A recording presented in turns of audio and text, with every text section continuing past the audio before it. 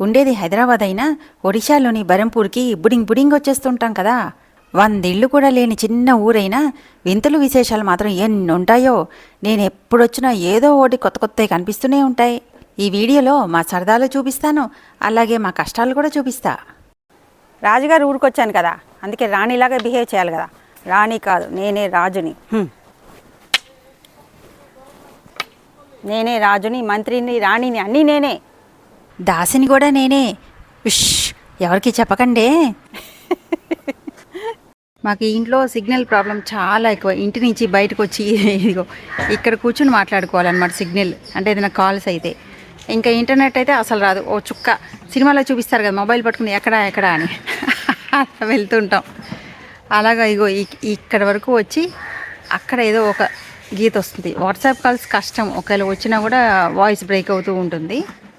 ఇంకా మెసేజెస్ వస్తూ ఉంటాయి, దాని ఇష్టం వచ్చినప్పుడు, సిగ్నల్ వచ్చినప్పుడు వస్తూ ఉంటాయి. ఇక్కడ ఇలాంటి కష్టాలు. ఇంకా నేను వీడియో అప్లోడ్ చేయాలంటే ఊరు బయట ఒక ప్లేస్ ఉంది, రైల్వే స్టేషన్ ఉంది, అక్కడికి వెళ్ళి అప్లోడ్ చేస్తా. ఆ కష్టాలన్నిటికీ కారణం ఈయనే. కారణం నేను కంపెనీ కాల్ చేయాలంటే అక్కడ కొండకి మాట్లాడుకుంటాను. కాదు, నా కష్టాలకి కారణం నువ్వే కదా. నీ వల్లే నేను ఇక్కడికి వచ్చాను. కొండలేను కాల, కొండల్లో వాతావరణంలో ఉంటావని తీసుకొచ్చా. జనరల్గా చెప్తున్నా, నువ్వు నా లైఫ్లోకి రావడం వల్లే కదా ఈ కష్టాలన్నీ. అక్కడికి వెళ్ళిపోయా. రూట్ కాజ్కి వెళ్ళాలి ఫస్ట్.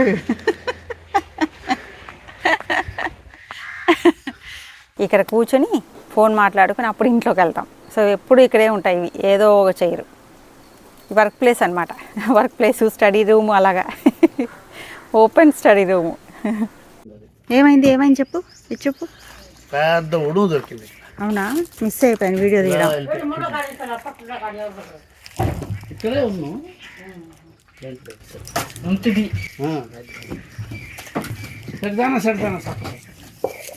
ఇంకా పాముల సంగతి చెప్పక్కర్లే, ఎన్ని ఉంటాయో.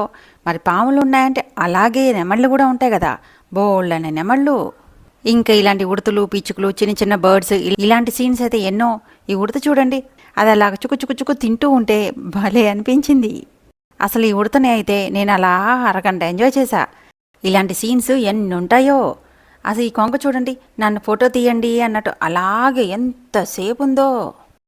మేము సాయంత్రం పూట దీనిలో దూరుతాం అనమాట. ఎందుకంటే గడ్డి వల్ల దోమలు ఎక్కువ వచ్చేస్తాయి. ఆ దోమలు కూడా ఏంటి, ఈగల సైజులో ఇంత ఉంటాయి. ఈగల కంటే పెద్దగా ఉన్నాయి అనిపిస్తుంది.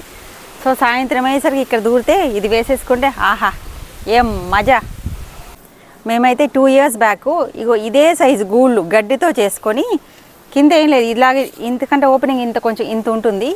ఈ సైజులో గడ్డి గూళ్ళు చేసుకొని పొలంలో ఓవర్ నైట్ ఉన్నాం. అంటే ఇవాళ సాయంత్రం వెళ్తే రేపు మళ్ళీ సాయంత్రం వచ్చామన్నమాట ఇంటికి.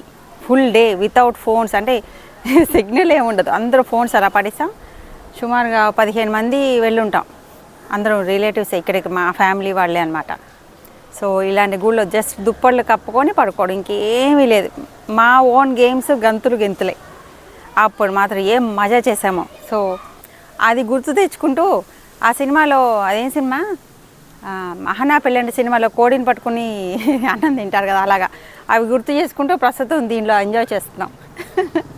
ప్రైవేట్ లాన్లో ఎంజాయ్ చేస్తున్నాం. ఎంట్రన్స్లోనే ఇక్కడున్న మామిడి చెట్టు పూత చూడండి ఎంత బాగుందో. ఇంకా కాయలు వస్తాయి, ఇంకెంత బాగుంటుందో. వరండాలో కూర్చుని ఇవి చూస్తూ ఉంటే భలే ఉంటుందిలే. ఇగో సాయంత్రం పూట అయితే ఇక్కడ కూర్చుంటాము. ఇక్కడ నుంచి ఈ వ్యూ సూపర్గా ఉంటుంది. అండ్ ముందు లాను, ఈ లాన్లోనేమో కొంగలు అవి తిరుగుతూ ఉంటాయి నెమ్మదిగా నడుచుకుంటూ. చక్కగా పక్షుల సౌండ్స్, చాలా ప్లెజెంట్గా ఉంటుంది. ఎంతసేపు కూర్చున్నా అలా టైంపాస్ అయిపోతుంది.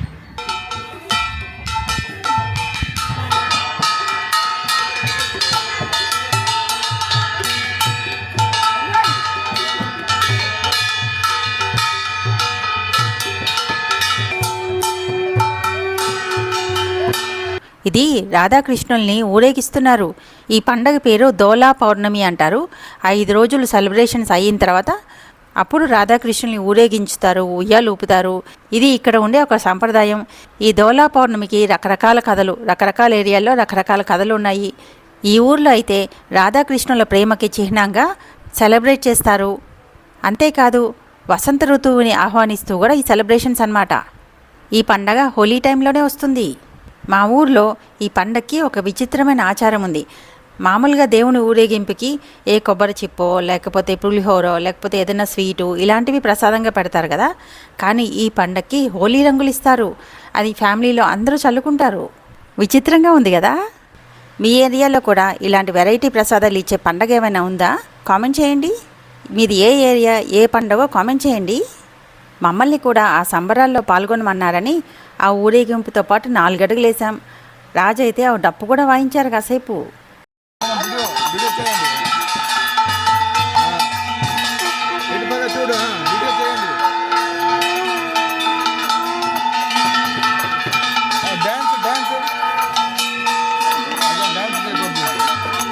ఈ పండక్కి ఈ ఊరి ఆచారం గమనించారా?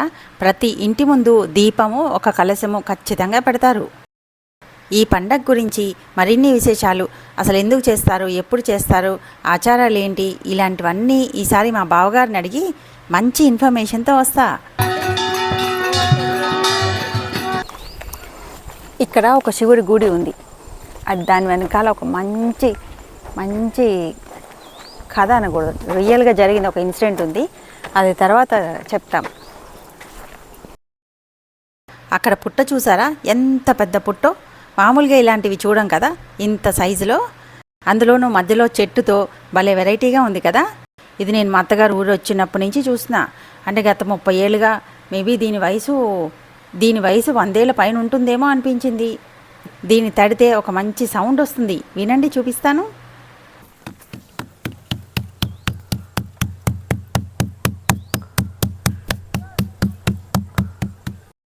ఏ ఇంజనీరింగ్ చదువుకోకపోయినా చెదలు మాత్రం ఈ పుట్టల్ని బ్రహ్మాండంగా కడతాయి. ఇప్పటికీ ఇంజనీరింగ్ మారవాలి అంటారు.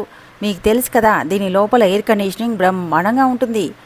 అంతేకాదు, మీకు తెలుసు కదా, పుట్టలు ఎంత గాలి వానకు కూడా కరిగిపోకుండా, చెక్కు చెదరకుండా అలాగే ఉంటాయి.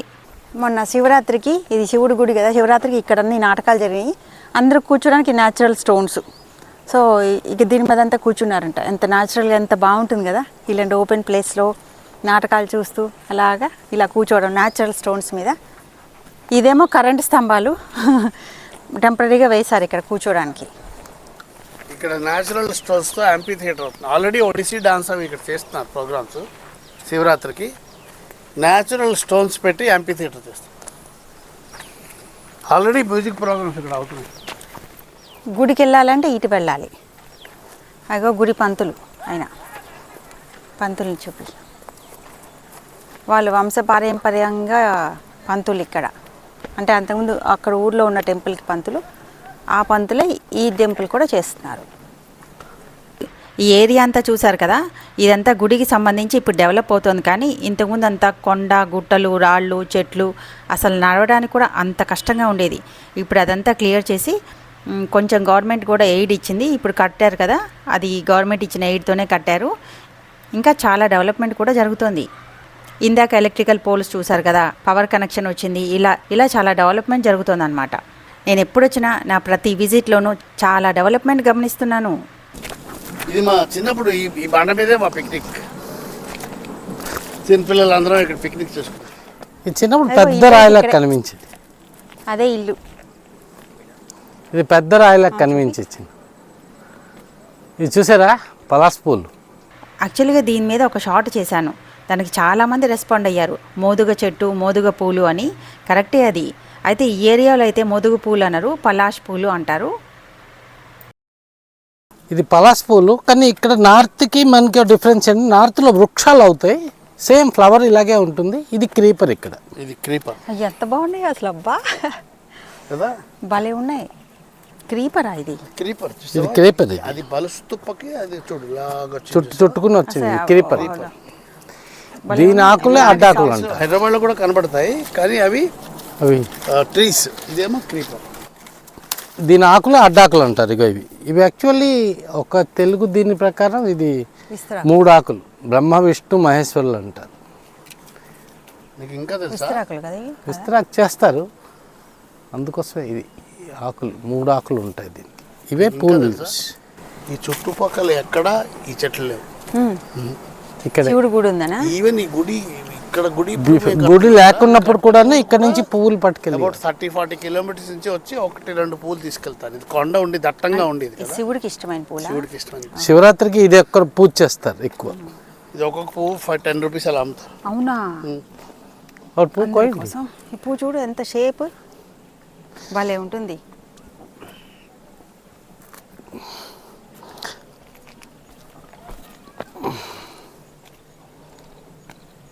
బాగుంది కదా, చాలా చాలా బాగుంటుంది. ఏదో క్లోజ్ చేసి ఉంది దీంట్లో. ఓహో, ఇది క్లోజ్ చేసి ఉంది కదా, ఇది పట్టుకో, ఈ బెరబట్టీలు ఇది క్లోజ్ చేసి ఉంది కదా, దీన్ని ఇలా ఓపెన్ చేస్తే వచ్చి లోపల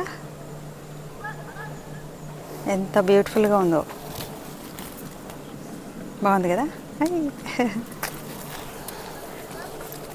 ఒకలాంటి స్మూత్నెస్, పాసనే లేదు కానీ దీని కాడ కలర్ కూడా బాగుంది, కొంచెం డార్క్ గ్రీన్. ఇది ఇది చూడండి,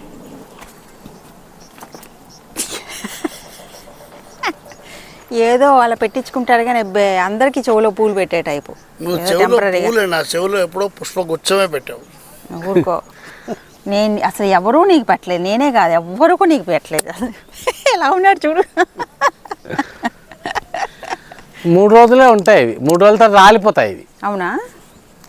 సీతారాం శాస్త్రి అంటాడు కదా వాళ్ళ పాటలు ఏంటి, తేనెలకే పూల బాలలకు 3 నాళ్ళు ఆయువు ఇచ్చిన వాడు, పూల బాలలకు 3 నాళ్ళ ఆయువు ఇచ్చిన వాడిని ఏమి కోరేది, ఆ పక్కనే బండరాళ్లను రాయుగా దీవించమని ఆనతి ఇచ్చిన వాడిని.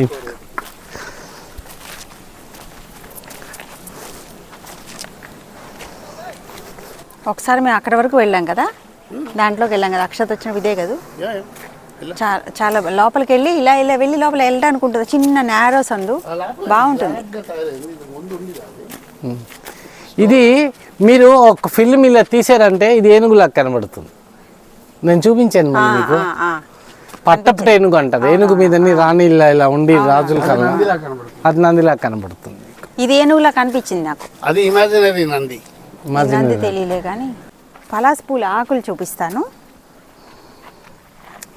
ఇది విస్తరాకులో కూడా వాడతారంట కదా. విస్తరాకులు ఇక్కడ ఇక్కడ విస్తరాకులు అంటే ఇదే, ఇది కుట్టి ఒకదానికి ఒకటి కుట్టి వాడతారంట. విస్తరగా వాడతారు. దీంట్లో భోజనం ఆస్పిషియస్ పెళ్ళిళ్ళు వాటికి దీంట్లో భోజనం చేస్తే శుభం అంటారు. అందుకోసం ఇవే వాడతారు. ఇంత పెద్ద అవుతాయి. మొత్తానికి ట్రిప్ ముగించేసి పెట్టేబడ్డ సర్దుకొని ట్రైన్ ఎక్కేసాం. మా ట్రైన్ జర్నీ ఏమైనా ఈజీయా? జీవిత ప్రయాణం లాగా మా ప్రయాణం కూడా అంతు తగని ప్రయాణంలా ఉంటుంది. చేయడానికి వెళ్తాము, అలా వెళ్తున్నాం మనం. పొలాలన్నీ మొత్తం సర్వే. ఎంత స్లో పరిగెత్తచ్చు దీనికంటే. 1000 కిలోమీటర్స్ జర్నీ మన ఇంటి నుంచి, మన ఊరు నుంచి హైదరాబాద్కి. ఆల్మోస్ట్ 24 అవర్స్ పడుతుంది. 24 దాటిపోయింది, 7 గంటలు లేటు. మన దేశంలోనే ఇంకా వచ్చే సంవత్సరానికి బుల్లెట్ ట్రైన్ కూడా వస్తుంది అంటున్నారు. చూడు పరిగెత్తచ్చు దీనికంటే. మా చిన్నప్పుడు నౌపడా నుంచి గుణపూర్ ప్యాసింజర్ ఉండేది, మీటర్ నారో గేజ్. దాంట్లో అలా వెళ్తుంటే స్టూడెంట్లు, యంగ్ పీపుల్ దిగిపోయి పరిగెత్తి మళ్ళీ ఎక్కేసేవారు. ఇప్పుడు ఆ ట్రైన్ గుర్తొస్తుంది. మా ఊరు వెళ్ళి రావడం అనేది మన జీవిత ప్రయాణం లాగా ఇది కూడా అంతే కష్టంతో కూడుకున్న ఇష్టమైన ప్రయాణం.